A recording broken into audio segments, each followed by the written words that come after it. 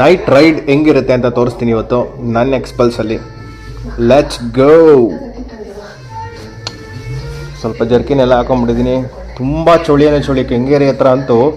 ಇದು ಬೆಂಗಳೂರು ಸ್ವಲ್ಪ ಆಚೆಗೆ ಬರುತ್ತೆ. ಸಖತ್ ಚಳಿ ಆಗುತ್ತೆ ಈ ಕಡೆ ಎಲ್ಲ, ಸ್ವಲ್ಪ ನೇಚರ್ ಜಾಸ್ತಿ. ಸೊ ಫ್ರೆಂಡ್ಸ್, ಹೋಗೋಣ ಇವಾಗ. ಬೆಟಾನಪಾಳ್ಯ ರೋಡ್ ಅಂತ ಒಂದು ಬರುತ್ತೆ ಆ ಕಡೆ. ಶ್ರೀ ಸಿಡಿ ಟೆಂಪಲ್ಗೆ ಹೋಗ್ತಾ ಇರೋದು. ಮತ್ತು ಅಲ್ಲೊಂದು ದೆವ್ವ ಬಂದಿರೋ ಒಂದು ಕತೆ ಇದೆ ಅಲ್ಲಿ. ಹೋಗೋಣ ನೋಡಿ. ಟೈಮೇ ರಾತ್ರಿ 8 ಗಂಟೆ ಆಗಿದೆ. ಇವಾಗ ಸ್ವಲ್ಪ ಕಮ್ಮಿ ಆಗಿರುತ್ತೆ ಟ್ರಾಫಿಕ್. ಆರಾಮಾಗಿ ಓಡಿಸ್ಬೋದು, ಏನು ತಲೆನೋವಿಲ್ಲ ಗಾಡಿ ಓಡಿಸೋದಕ್ಕೆ. ಬೇಜಾರು ಏನು ಅಂತಂದರೆ ಐ ಬೀಮ್ ಹಾಕೊಂಬರ್ತಾರೆ. ನಮ್ಮ ಗಾಡಿಗೆ ಐ ಬೀಮ್ ಅಷ್ಟು ಬರೋದಿಲ್ಲ.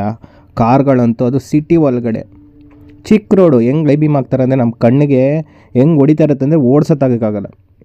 ಸ್ವಲ್ಪ ದಯವಿಟ್ಟು ಯಾರಾದರೂ ವೀಡಿಯೋ ವಾಚ್ ಮಾಡೋರು ಐ ಬೀಮ್ ಕಮ್ಮಿ ಮಾಡಿಕೊಂಡು ಲೋ ಬೀಮಲ್ಲಿ ಓಡಿಸಿ.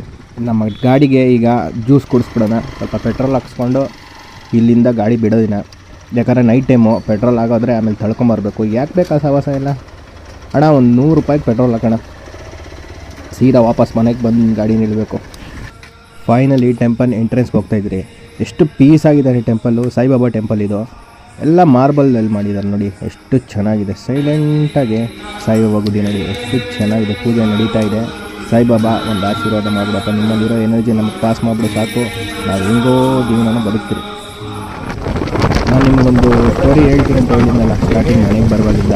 ಇಲ್ಲೇ ಇದು V3 ಗಾಡಿ ಇತ್ತು ನನ್ನ ಹತ್ರ. ಆವಾಗ ಈ ರೋಡಲ್ಲಿ ಕತ್ಲೆ ಒಂದು 11 ಗಂಟೆ ರಾತ್ರಿಗೆ ಹೋಗ್ತಾಯಿದ್ದೀನಿ ನಾನು. ಏನೋ ಒಂದು ಕೆಲಸ ಇತ್ತು. ಗಾಡಿ ಸಡನ್ನಾಗಿ ಆಫ್ ಆಗೋಯ್ತು.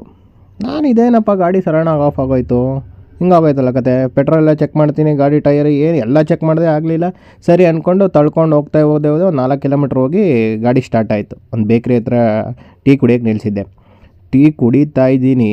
ಆ ಅಣ್ಣ ಹತ್ರ ಕೇಳಿದ್ರೆ ಸ್ಟೋರಿ ಏನು ಹೇಳ್ತಾನಂದರೆ, ಅಲ್ಲಿ ಸ್ಮಶಾನ ಇದೆ, ರಾತ್ರಿ ಹೊತ್ತು ಓಡಾಡಬೇಡ್ದಪ್ಪ.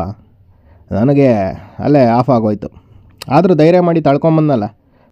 ಫೈನಲಿ ಮನೆಗೆ ಹೋಗೋ ಟೈಮ್ ಬಂತು. ಮನೆಯಿಂದ ಕಾಲ್ ಬಂದಿದೆ, ಮಕ್ಕೋಗಿದ್ದಾರೆ.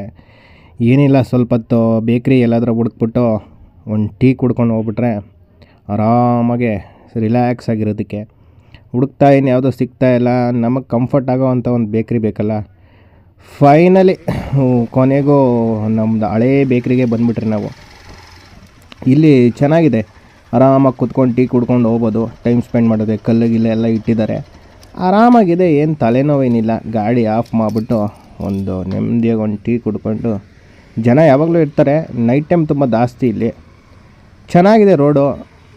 100 ಫೀಟ್ ರೋಡ್ ಅಂತ ಹೊಡೆದ್ರೆ ನಿಮಗೆ ಗೊತ್ತಾಗ್ಬಿಡುತ್ತೆ ಇದು ಎಲ್ಲಿ ಬರುತ್ತೆ ಅಂತ.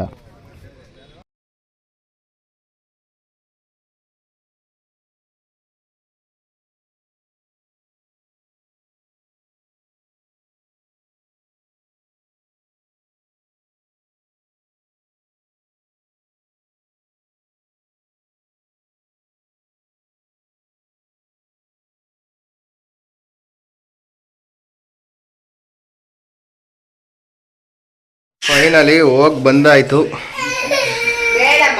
ಕನ್ಸಿಸ್ಟೆನ್ಸಿ ಮೇಂಟೈನ್ ಮಾಡಬೇಕು, ಪ್ರತಿದಿನ ವೀಡಿಯೋ ಹಾಕಬೇಕು. ಒಂದಿನ ರೀಚ್ ಆಗ್ತೀರಾ ಎಲ್ಲೋ ಒಂದು ಕಡೆ. ಟ್ರೈ ಆನ್ ಬ್ಲಾಗ್ ಮುಗೀತು.